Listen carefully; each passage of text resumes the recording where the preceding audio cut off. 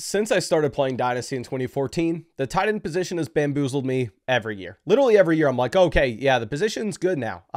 We have Eric Ebron coming in. Oh, we have OJ Howard coming in. Oh, we have Noah Fant coming in. The landscape's about to change. It never does. The position was gross back then. It's gross now. But sadly, it hasn't been removed from fantasy football leagues. So we have to go through, we have to rank these guys, and we have to talk about them. I guess the excitement's going to be at the beginning of this video, and we actually get to talk about like the 5 guys you want on your team. Starting off with Brock Bowers, there's not much to discuss, right? I mean, this is a player that was so talented with the ball in his hands. He was a tight end at Georgia that they would give carries once they got into the red zone. Literally, since I've been playing Dynasty over the past 10 years, it's the only time that I've ever seen a tight ends get involvement almost as a running back, where you go back to his time at Georgia, the dude has 5 rushing touchdowns. The dude has almost 200 rushing yards. Insane, right? He was hyped up as a rookie prospect. People are saying the best rookie prospect that we've ever seen. I do think that was Kyle Pitts. Talk about Pitts later on. But regardless, he comes in, he puts up the best rookie tight end season of all time. And now, very easily, we can say, okay, yeah, this dude is the tight end 1 in Dynasty. If you look at redraft leagues right now, like in underdog drafts, he's going rounds ahead of anybody else. So he's the tight end 1 in redraft, and he's 23 freaking years old. If you look at his comparable seasons at 22 years old, the only players that had better years at 22 years old, or even comparable seasons, were Aaron Hernandez and Rob Gronkowski. And that was it. Hernandez had the same points per game. Gronk averaged 5 more points per game, but he had also been in the NFL for a year. So insane tight end. If we're ranking him next to rookie picks, it's either him or the 101. They're in the same tier. If you wanted Ashton Jeanty over Bowers, not going to fault you for it. If you want Bowers over Jeanty, not going to fault you for it. Going down to tier 2, there's also only one player in this tier. Obviously, you're looking at a different pick range. We're going to have Trey McBride here. I think you could put McBride right alongside like Hampton, McMillan, Travis Hunter if he plays wide receiver, Cam Ward if he goes number 1 overall. This tier in your rookie drafts. But again, you're not comparing him really to any other tight end in Dynasty. What's actually funny is it seems like he is younger than he actually is. I mean, he's going to be 26 years old this next season. However, you'll really only have like 1.5 years of fantasy relevance, but this past year, phenomenal. If you're looking at counting stats, the dude had 111 receptions and almost 1,200 receiving yards as a tight end. And one thing you really have to be on the lookout with McBride for is going to be the touchdown rate, because we have seen tight ends, we'll talk about Dallas Goedert later in this video, that through their entire career, they are never really able to go ahead and actually fix and maybe get to a league average TD rate, where in the red zone, they're just not necessarily utilized. But on the flip side of this, you always see tight ends that maybe run hot with touchdowns. It goes in the other direction the following year, or maybe vice versa. They don't run hot with touchdowns, and the following year they have a bunch. We can go through and look at examples of this. Say George Kittle goes from 6 to 11 touchdowns, 2021 to 2022. Going ahead and looking at maybe an option that is a little bit less exciting than George Kittle, but in the similar light, you look at Jonnu Smith going from 3 touchdowns to 8 touchdowns the following year. These players are able to kind of come closer to a league average touchdown rates. If McBride can do that, he can be in the Brock Bowers tier. But up until this point, McBride's had about 300 targets through his NFL career, and he's had 6 touchdowns. So the volume's been phenomenal. Typically, we want to chase volume, and where the monster season could possibly come from is, can he get the 111 receptions, but at the same time score 10 touchdowns, have a 10% touchdown rate? If he's able to do that, he can put up wide receiver 1 production numbers in your tight end slot. Now, maybe he's Dallas Goedert. Maybe they don't use him in the red zone. Maybe that's never going to change. Maybe he's never going to score touchdowns. We will see, but the volume numbers are phenomenal, especially in a 1.5 point per reception league. Going over to Sam Laporta. Before Brock Bowers this past season, Sam Laporta arguably put up the best rookie tight end season that we've ever seen for fantasy football purposes. The dude drops 240 points in a full PPR format as a rookie. Now, in his second season, this does come back down to earth dramatically, and it's across the board. It's not just the touchdowns were gone, right? Because I've heard a lot of people say, oh, he just got lucky with touchdowns year 1. That didn't happen year 2. No, I mean, The receptions per game were down. The targets per game were down. The receiving yards per game were down. The touchdowns per, everything was down. The only thing that increased was his yards per reception. So yes, maybe he's a little bit of a quote unquote bigger threat, but it was a down year too. And trust me, I really like this guy after his rookie season. I wish I didn't draft as much of him. And what's maybe a little bit concerning with Laporta is if you go look at his age 23 season and we look at the fact that, I mean, he had 3.5 receptions per game, 5.1 targets per game, 44 receiving yards per game, and about 10.8 fantasy points per game. The historical range of outcomes for those 23-year-old tight end seasons, they're not great. You have like Pat Frymuth, Kyle Rudolph, Jason Witten, Fred Davis, Vernon Davis. I mean, Vernon Davis, obviously.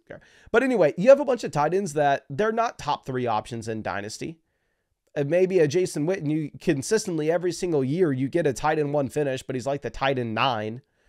So definitely have to lower expectations with Laporta in comparison to where they previously were. If you remember going back to last offseason where he was valued, wasn't to the same extent of Brock Bowers. But I mean, hell, you could have traded Laporta for the 103 and you have no shot at doing that this year. I would have Laporta ranked right around like the 106, 107 range.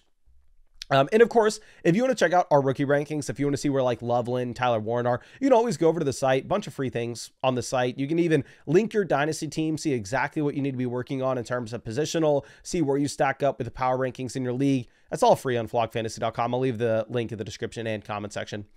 TJ Hawkinson will be your next option. Hawkinson's going to be 28 years old this next year. So Hawkinson, unlike Laporta or unlike Bowers, you probably don't want on a rebuilding team, right? I'm not saying Hawkinson's going to fall off in 2026 or 2027, but from a value proposition standpoint, you're really betting on the production and not necessarily value accruement, whereas you could buy low on Sam Laporta and possibly he does actually increase in dynasty value going into next offseason. For that to happen with Hawkinson, the dude would legit have to be, I mean, the tight end 1 or tight end 2 for him to increase in value going into his age 29 year. But all that besides the point, it's 2024 season you can't really look at, right? 2024 season, people were saying that Hawkinson wasn't going to play. If he did play, he wasn't really going to have a big impact. He was going to come in the last month of the year. Remember, people weren't necessarily expecting the Sam Darnold Minnesota Vikings to be as good as they were. So Hawkinson did come back earlier than they're expecting. He played 10 games. But again, the per game numbers are just going to be thrown out of whack, especially the points per game. He scored 0 touchdowns off of 62 targets. Or if you look at the historical touchdown rate, it's not like Hawkinson is out there and scoring 10, 11, 12 touchdowns every year. He's not Gronk, but at the same time, respectable. He's not Dallas Goedert. He's not Trey McBride so far. Where you are looking at seasons where he's averaging about 5, 6 touchdowns per year. Concern with Hawkinson, of course, is you have a long list of injuries. I mean, if you're looking at the amount of seasons that he's actually played, 16, 17 games, you got 2020 and 2022. Outside of that, misses time year 1, misses time in 2021, obviously devastating injury at the end of 2023 that bleeds into 2024. If you're looking at the setup this next year as well, I mean, not only does he have to compete with arguably the most talented or second most talented receiver in the league with Jefferson, but he also has to compete with Jordan Addison, who's a very formidable wide receiver too here in Minnesota. And the coaching staff's great. JJ McCarthy has upside, but we can't sit here and say, oh yeah, we know for sure that McCarthy is going to be at the top of the NFL when it comes to passing volume. So Hawk's fine. Like, he's looked great in the past. Efficiency numbers have been great. I mean, he was up at 14.5 fantasy points per game in Minnesota in 2023. Dropping down to our next tier, it's going to be a tier, guys, that you're only interested if you're a contender, right? I mean, George Kittle, if you're a contender, you'd have him way higher in these rankings. I'm going to rank him around like the 111, 112. If you're a rebuilder, there's no way in hell you want Kittle. The dude's 32 years old. Now, of course, you can go back and you look at Hall of Fame level tight ends. You can look at some of the best tight ends of all time, like Travis Kelce, we'll talk about at the end of this video, that are able to just push into their mid-30s. But that's a very rare instance. If we're looking at Kittle over the past 3 years, he's been great. I mean, 13.5, 12.5, 16, really his entire career. He's averaging almost 14 fantasy points per game, and that would even go up if you were to take out his rookie season. So the production's been there. The production should be there this next year. I mean, they move Deebo Samuel with Brandon Ayuk. He could be on the way out as well. So it may just be George Kittle and Ricky Pearsall. If that's going to be the case, Kittle could have an argument to be right up there with Bowers and McBride for production this season. Issue's going to be the age. I would like to look at like comparable seasons that we've had from age 31 to age 32 that were similar to George Kittle. Just frankly, the issue is George Kittle put up one of the best age 31 seasons of all time. Since year 2000, the best age 31 seasons were Travis Kelce, 21 points per game. Then George Kittle at 16.5. Then Delaney Walker at 16.3. Tony Gonzalez at 15.5, Antonio Gates at 14.1, Greg Olsen at 13, Jason Witten at 12.9, Jared Cook at 12.1, Taysom at 10.9, and Dennis Pitta at 10.7. The only tight end to average more than 15 points per game the following year, you had Travis Kelce and you had Tony Gonzalez. But again, you're an older tight end. You got 1 to 2 years left with Kittle. The contending team, you can go in with Andrews as well. Andrews going to be a little bit younger. Andrews will be 30 this next year. Obviously, Andrews was laughably bad at the beginning of the year. Got better near the end of the season where he did actually end up averaging about 11.1 fantasy points per game. Big issue with this from Mark Andrews. You can make an argument, oh, he started slow. He started slow because of an injury, blah, blah, blah. But he even got lucky to get to 11 fantasy points per game. Because if you look at where this production came from, now Mark Andrews has always had a very high historical touchdown rate. His touchdown rate throughout his NFL career is over 10%, and that's off of 633 targets, right? So we can say safely, it's probably safe to project this next year, Mark Andrews to have a higher touchdown rate than somebody like Dallas Goedert, than somebody like Trey McBride, those guys that maybe rack up target volume, but they're not going to score. But it was crazy this past season. The dude had 69 targets through 17 games played. He scored 11 touchdowns off those. That will come down to earth. If he can't get back to the volume numbers that we had the previous 3 to 4 seasons, the points per game could continue to fall off for Mark Andrews, where he actually falls a lot closer to 9 fantasy points per game as a 30-year-old tight end that only makes sense on a contending team this next year. Now, maybe he was just injured at the start of the year. Maybe if he gets a fully healthy offseason, the dude actually is a lot better this next season. If we look at the historical comps of tight ends that had a similar age 29 season to Mark Andrews and what they did at age 30, you had like Heath Miller actually increasing his fantasy points per game. Benjamin Watson increased. Todd Heap increased. Hunter Henry stayed about the same. But then you had about 3 or 4 guys fall dramatically. So ultimately with Andrews, it's hard to say that he's guaranteed to be a faller at age 30. It's not like the running back position, right, where we can look at the historical data and say, hey, running backs at age 30, more likely than not, they're going to fall off. A tight end, you can't say that. But again, if the touchdown efficiency does go away, then Andrews is screwed, and you're looking at a 30-year-old asset on your team that's not going to be able to do much. I'm going ahead and looking at David Njoku. David Njoku is much better than Mark Andrews in fantasy this past year. And it looked a lot more sustainable as well, because you actually only had 5 touchdowns off of 97 targets, and Njoku was up at 13.5 fantasy points per game. Now, this does not sound real, and it was actually really funny when I grabbed this screenshot for this video. But if you look at the fantasy points per game for David Njoku, he has gotten better every year over the past 6 seasons. 3.8 to 4.0 to 6.7 to 10.1 to 12.6 to 13.5.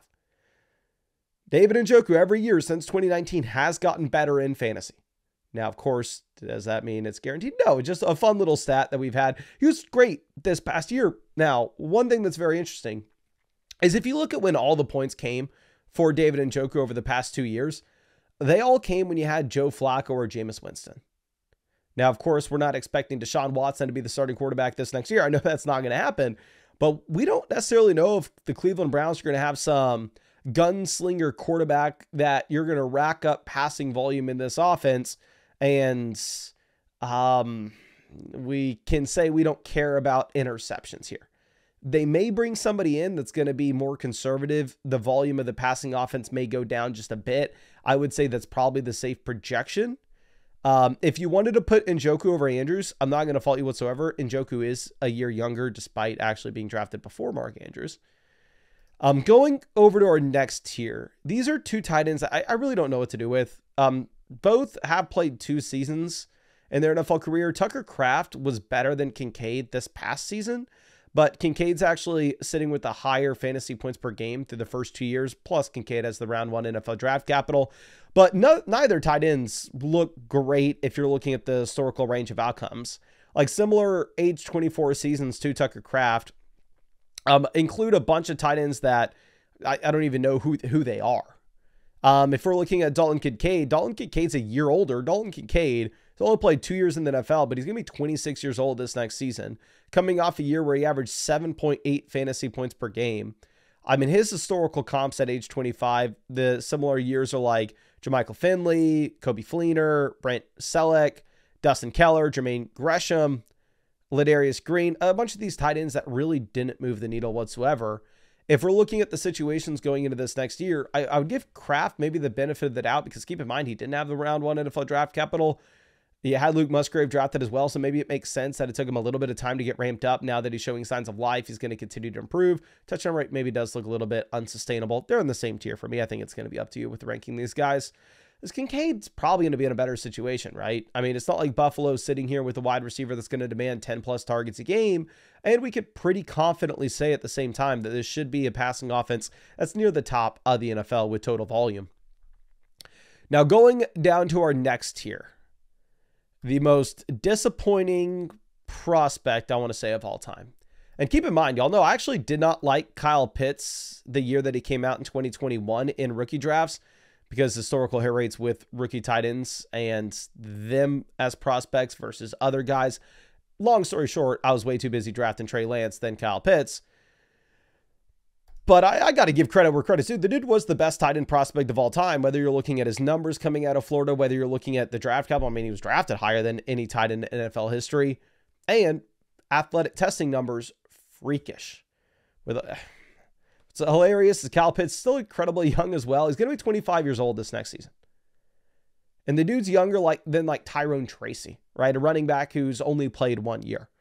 But Kyle Pitts has now been very bad with 4 different quarterbacks. Kyle Pitts has now been very bad with multiple coaching staffs. So the amount of, I don't know, the amount of excuses that you're having are running extremely thin. In 2021, he had Matt Ryan. In 2022, he was sitting here with Marcus Mariota / Desmond Ridder. In 2023, he had Desmond Ridder, Taylor Heineke. 2024, he had Kirk Cousins and Michael Penix. I know Penix only started 3 games. I know at the end of the year with Michael Penix, Kyle Pitts did look decent. Touchdown rates been very low throughout his NFL career. Only 10 touchdowns to 333 targets. Doesn't look to be a big red zone threat. The target volume is just falling off a cliff. You go back to his rookie season, the man saw 110 targets. He saw 1,000 receiving yards. This past year, 4 years later, you're at 74 targets, 602 receiving yards with just as many games played. So it's been ugly. There's not really a big reason to assume that that's going to be changing. Just one of the most disappointing players ever. I will say, if you look at his age 24 season this past year, it was similar to Jimmy Graham's age 24 season, George Kittle's age 24 season, and then a bunch of guys that did nothing. So there is some precedent. I'm going over and looking at Isaiah Likely. With Likely, I mean, we can go back and look at the amount of fab dollars people spent on him after week 1 this past season in redraft leagues. It's kind of funny is you have an excuse for Likely where you have no excuse for Pitts. Like Isaiah Likely, you can say, okay, well, he's had to deal with Mark Andrews. Get him on a team with no top 10 tight end on that roster. Then all of a sudden, Isaiah Likely is going to ball.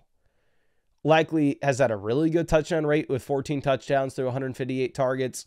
Likely's gotten better every year, 5.7 to 5.9 to 7.7 fantasy points per game. He's still pretty young, only going to be 25 years old this next year. And if the situation were to change, which obviously kind of want to be betting on talent here in Dynasty, it could look great. Going over to our next tier is where things get really awkward. I know in like redraft leagues, Jonnu Smith is going incredibly high.